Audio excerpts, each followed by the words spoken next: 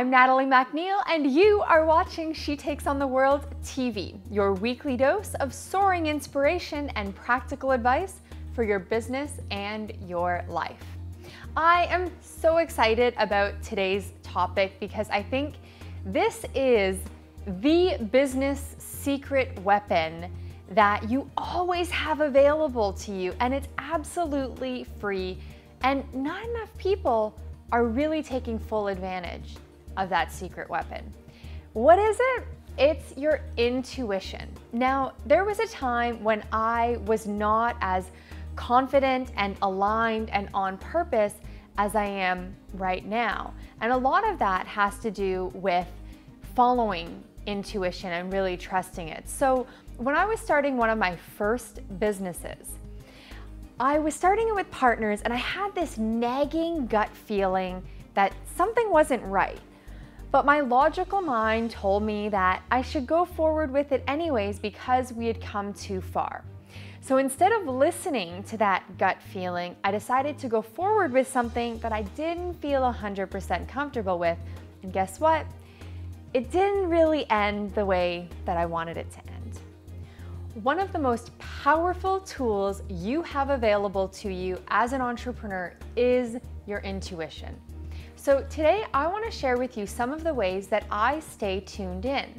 Now, for some people, it requires going through clearing some blocks that prevent you from really being able to tap into that intuition because you're just not really open to it, or you have a lot of blocks that are preventing you from hearing that inner voice. So some of these exercises that I'm going to share today can help you too.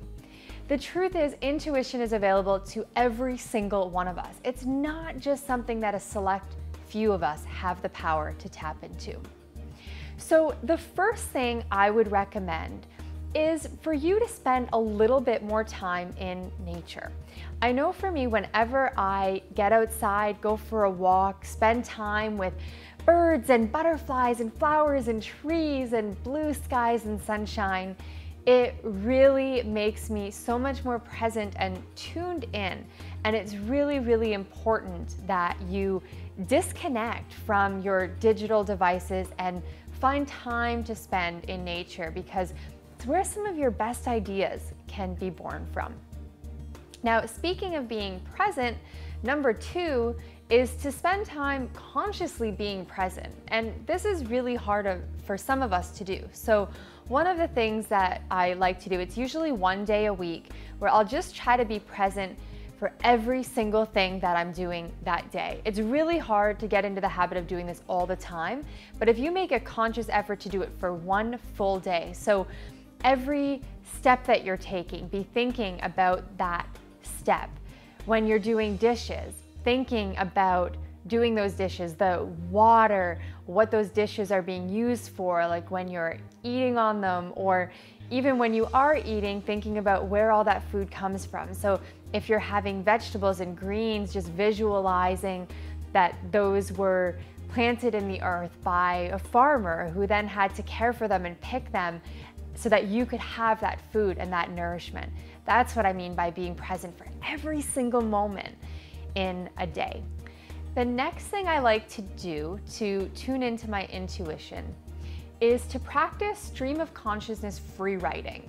So this is a writing exercise where you open your journal and you just free write and let your hand just keep on flowing, no stopping, no editing, which is really hard for some of us to do because we want to create these perfect pieces, especially if we're writing for our own blogs or other media outlets. But it's really important that you just keep the pen on the paper and don't take it off. If you're getting stuck on what the next word should be, then you should just keep on writing the word before until that next word comes to you. So you can try to ask your higher self to give you guidance. You can ask for the next idea that you're looking for to just flow through you.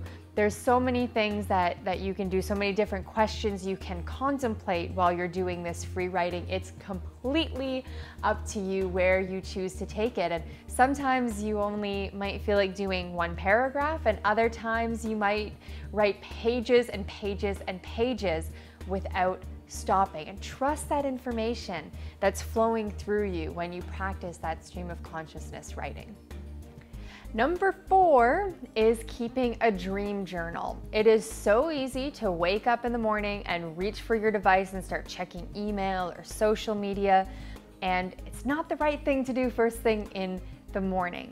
What you should do instead is set an intention for the day, and if you can remember your dreams, to write them down before you forget. I find that if I reach for my device or start thinking about what I need to do during the day, my dreams will completely escape me, and if I try to remember them later on, I just won't be able to. So when I wake up and I can remember a dream, I always write it down right away, because I find so many valuable insights in my dreams, and I trust that I'm getting those insights for a reason. So dream journaling has become a big part of my morning routine.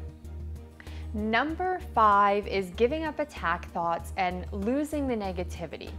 Starting to have more of a dialogue with your inner critic so that you can fill your head with more positive thoughts. And if you have trouble doing that, I highly recommend checking out my friend Gabby Bernstein's books, Add More Ing, Spirit Junkie, May Cause Miracles, and her newest, Miracles Now, which will really help you to give up those negative thoughts and replace them with more positive thought patterns and behaviors. Okay, next up, this is really fun for me, and it is doing energy experiments. And there's this great new book called E², 9 do-it-yourself energy experiments that prove your thoughts create your reality. The book looks like this. It is awesome. And one of the energy experiments that I love from the book is picking a symbol or something that you can really relate to, and setting an intention to see that thing and be shown that thing as many times as possible over a period of 1, 2, 3, 4, 5 days. So for me, I picked a white feather and a butterfly.